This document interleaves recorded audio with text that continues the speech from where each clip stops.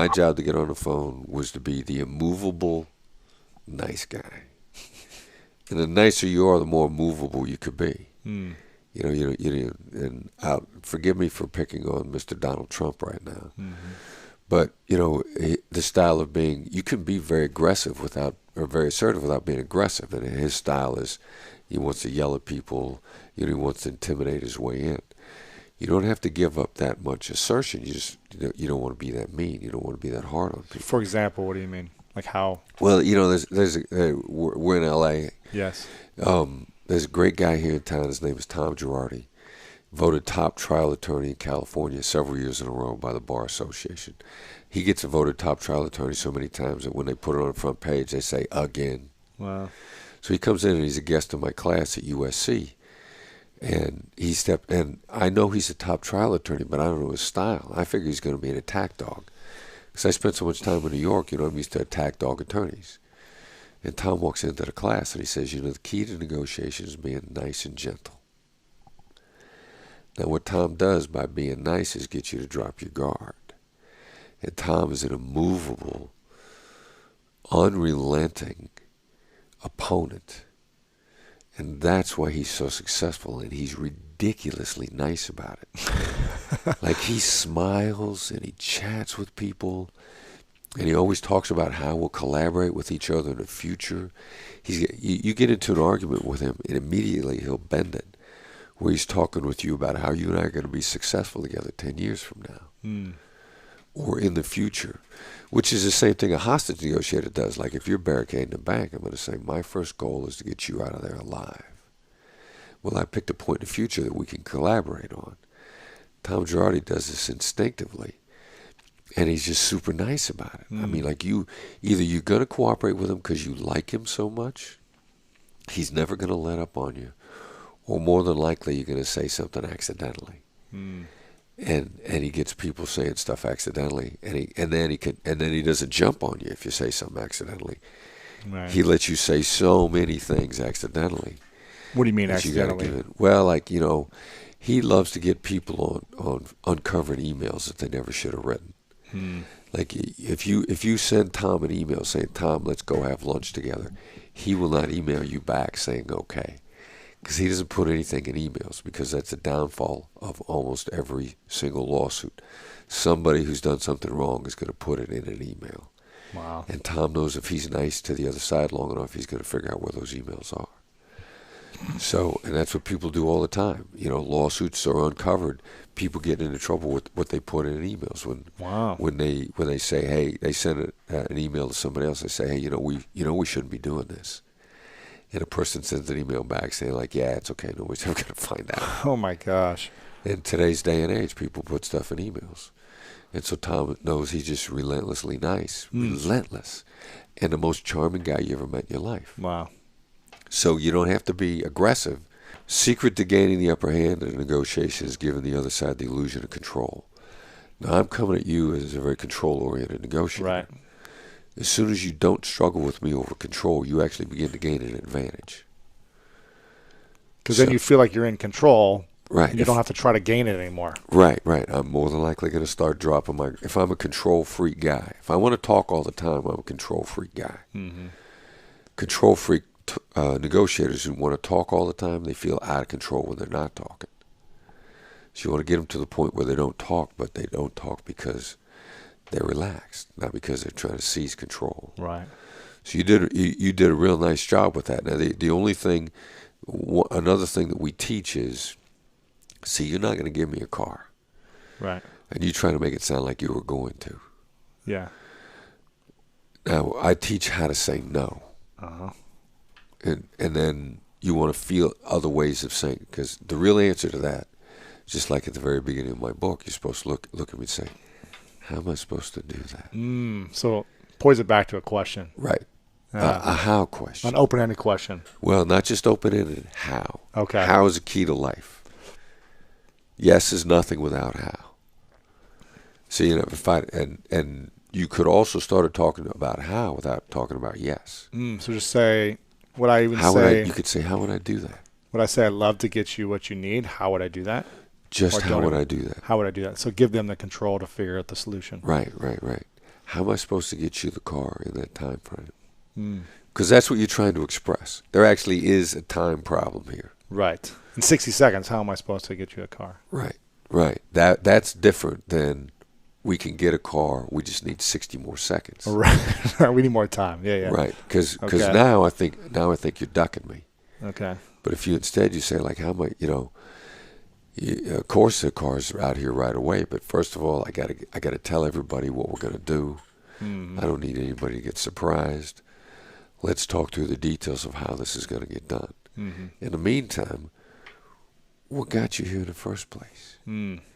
How do you find yourself into this kind of a situation? How do I make sure I get you out of there alive? The succession of how questions. How am I supposed to promise to get you a car if I don't know that she's going to come out alive? Mm. You take what you want and make it the path to what I want. Mm. How am I supposed to get you in here if it doesn't benefit me also? Right.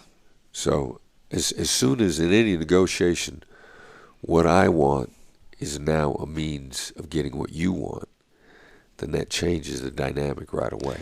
So how do you deal in a negotiation with the kind of person who has to win, who has to get everything they want? They're very controlling, alpha, Right. and it's their way or no way. Well, getting everything they want is actually third on their list. First of all, being in control is number one on their list, and that's emotionally satisfying. Mm. The second thing is the alpha type, which is, we refer to that as the assertive. The one thing that's more important to them than actually getting what they want is being respected and making sure that you know everything about what they're coming from. So, and it's a classic guy who's working for his boss and said, you know what, my boss didn't do what I wanted him to do, but he heard me out. Or she heard me out. Mm. I can live with the direction that we're going as long as I know that my boss knows my opinion. And so that the assertive type of negotiator, it's really more important to them that they felt that they conducted themselves respectably, that you respected them, and that you knew what they were coming from. Mm. And once they know those things, they'll actually soften up on what they want. If they feel disrespected, they'll probably be more frustrated and angry and demanding. Right. So you have because to when respect. they're very demanding, what they're really saying to you subtly is, I want you to know how important this is to me. Right. I want you to know how important I am. So how do you meet that person? Just come to them with respect or with calm? Or you could say, look, you're impressive. You're phenomenal. You've thought it's all out. This is very... Yeah, I mean, clearly you know where you're coming from. You know what you want. I'm lucky to be talking to you at all. Right. I mean, if were I to sit down with Donald Trump, I would in fact be lucky to be in the same room with him. That'd be the first thing I'd say to him. I'd say, stroke his ego. You're an American icon. Right. You're the symbol of American business, certainly in New York City. Yeah, stroking their ego is not a bad thing. It's a version of empathy because that's how they see themselves. Mm. And the emotional recognition, like emotional currency, is not going to solve every deal. I just don't want to try to solve any deal with money when I could have solved it with emotional currency. I'm saving my money with emotional empathy, currency, intelligence. Right. My money's too important to me to waste it when I could buy something with satisfaction. Mm. So I mean, that. I'm enormously tight with my dollars. And so many people, especially men in business deals, I feel like there's a lot of alpha men who are trying to get what they want, and so somehow they'll lose money because they're not able to have empathy, or they're not able to, whatever. They're not able to drop their ego. Yeah, a lot of money's left on the table over stuff like that, or what they value themselves out. Like price is the most emotional term in a negotiation because you value yourself based on price. But if I can get you to value yourself in another way, put you on a magazine cover. I mean, stroke the ego in some other way. It used to be you get Donald Trump in any magazine you wanted to if you put him on a cover. Imagine the amount of time, and that used to be his deal. If you wanted to do an article on Donald Trump, the deal was he made the cover. And then he would knock himself out for the people doing the articles Oh yeah. on access, Anything. answering questions. Yeah. Imagine how valuable his time was. They got to cover to the magazine anyway. They got to put somebody on it. Right. You know, now they're trading something that costs them nothing. Right. And he's giving them dynamic interviews. And he's promoting them hard, and he's sharing them with everyone. Yeah, And he's exactly framing right. it everywhere. And Yeah. interesting. Yeah, so you're buying Donald Trump with emotional recognition. So what are the characteristics that make a great negotiator in your field, and also how do those translate into the business and relationship world, just in general, outside of? Well, let the other side go first. Most people they're burning with their argument. Here's why you should make this deal, and they've got that memorized, and they're not going to listen to a word you say till they get it out. So trying to talk to them is really like trying to talk to a paranoid schizophrenic, Right. because they're rehearsing their speech in their head and their logic, and so you just can't get through to them. So you let them go. You let them go first, and another guy, Ned Colletti, former GM of the Dodgers, friend of mine here in town, phenomenal negotiator. Mm-hmm. He's lectured at my class at USC also. And Ned always likes to let the other side go first. He did the Barry Bonds deal. He's done a ton of deals across the board. And Ned says, well, in a 2-hour phone call, there's going to be 90 seconds of solid gold, where the person I'm talking to, based on changes that they made in their tone of voice and the adjectives that they used, I mean, he's got an instinct for it. He couldn't identify. He just always say there's 90 seconds of solid gold, and I'd say, what is that? Right. And we talk it through, and he says, well, yeah, it's going to be a change in the tone of voice. It's going to be a different kind of adjective. So Ned wants you to go first because he wants to know what's going to take to make the deal. What they want. Right. Yeah. What they're inspires burning them. for, or how they characterize what they have. Or what they're not saying too, maybe. Exactly right. What someone has failed to say is often a lot more important than what they have said, which is why I give it a little thought in advance. All right, what are they gonna say if they've got this? So I actually like to look for more of what they haven't said, what's glaringly missing, and that's going to take. I'm going to need you to walk through it a couple of times before that jumps out at me. Okay. Who are the most difficult people to work with then? Would you say it's the alpha people, or would you say it's the uncertain people, or what type of people are hard to work in negotiation with? You're talking about a little bit of a tight match, and that has a tendency. It's a little bit based on how bad I want to make the deal. Like, I don't like liars, or I don't like the most difficult people to work with in the long run are people who haven't thought anything through, which is as bad as a liar, only their heart's not in the wrong place. They don't know what they want specifically, or they don't know how they're gonna get this done. Which is, again, we go over and over again. I go over and over again. Yes is nothing without how. And the person who thinks yes is going to make a deal. Well, yes is not going to make a deal because you got to have how. How are we going to put this together? And someone that doesn't think things through, a lot of times they're actually kind of dysfunctional on their own side. So they'll make promises they can't keep, and they have no idea they can't keep those promises. right? And so when they take your deal, you think you've done a deal with them, they take it back to their company, and their company goes like, no, we're not doing this. This is a stupid idea. We can't do this. Sure. And that happens a lot.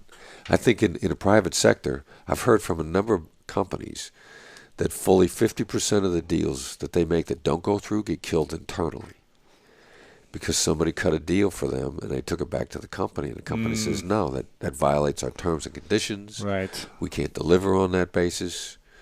So you're dealing with someone who just has doesn't have a clue as to what's going on their side. Sure. There are a lot of people like that. When you're making a business deal, what do you recommend as the amount of time to consider the deal before saying, yes, let's do it? Here's the deal points. Here's what you want. Here's what I want. Okay, should we sign it right away? Should we give it 24 hours? Should we take it to our team? Should it be a week? What's kind of a standard, you think? Unless you've got something in line ahead of time. The company name is the Black Swan Group because we believe there's black swans in every negotiation, which is something you didn't know, that as soon as you found out, it's going to change all the parameters. The deal. Gotcha. So you sit down at the table to find out the unknowns. Huh. And it's impossible to research all the unknowns. Plus, a lot of the unknowns, I'll find them a lot faster if I just ask you. Right. And I could research for 2 weeks something that I may be able to get you to tell me about in 10 minutes. For example, what do you mean? Something you'd want to ask? I'm speaking to for a long time client, and they have another firm that I've been affiliated with doing a different block. When I found out they were doing that block, I could subtly reach back through my network to find out what the competing / partnership firm of mine is, what they're charging, or I could just flat out Ask them. Well, I need to get the information. A lot of information you got to get by not asking. You got to trigger it. The phrase "ask good questions," it's really get good information. And a lot of times you won't tell me stuff if I ask. But if I act like I already know, or there are other ways, hostage negotiators trigger information without asking questions. And hostage negotiators get that information and make you feel good about giving it at the same time. The best thing is to be able to get inside the minds of other people. Ooh, there we go. If you develop that skill, the sky's the limit. Nothing will ever stop you. Because people are like a mystery. They wear a mask. And you don't have any idea what they're thinking.